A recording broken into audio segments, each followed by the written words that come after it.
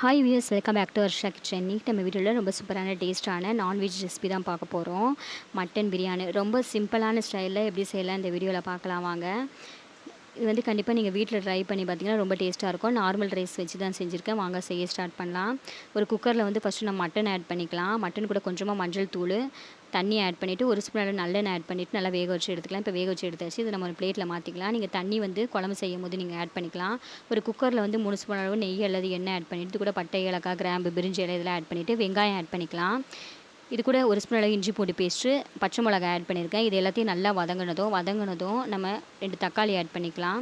தக்காளியும் சேர்த்து நல்லா வதக்கிக்கலாம். இது கூட இப்போ நம்ம மசாலா ஆட் பண்ணிக்கலாம். ஒரு ஸ்பூன் அளவு மஞ்சள் தூள், ஒரு ஸ்பூன் அளவு சில்லி பவுடர் ஆட் பண்ணிவிட்டு ஒரு ஸ்பூன் அளவு கரம் மசாலா பொடி, மல்லித்தூள் ஆட் பண்ணிக்கலாம். மசாலா நல்லா மிக்ஸ் பண்ணிக்கோங்க. உங்களுக்கு ஏற்ற மாதிரி நீங்கள் அதிகமாக தேவைப்பட்டதுன்னா நம்ம அதிகமான மசாலா ஆட் பண்ணிக்கலாம். இது கூட நான் வேக வச்சுருக்க மட்டன் ஆட் பண்ணியிருக்கேன்.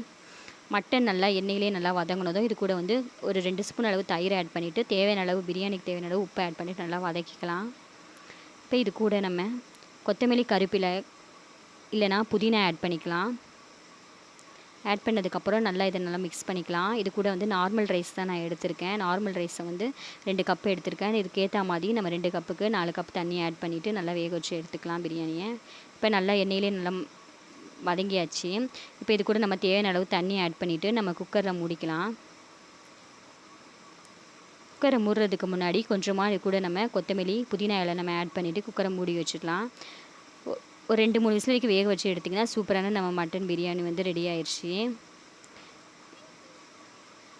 சூப்பரான டேஸ்ட்டான மட்டன் பிரியாணி வந்து சிம்பிளான ஸ்டைலில் ரெடி ஆயிடுச்சு. நீங்கள் வந்து பாஸ்மதி ரைஸுக்கும் இதே மாதிரி மெத்தட் யூஸ் பண்ணிங்கன்னா ரொம்ப டேஸ்ட்டாக இருக்கும்.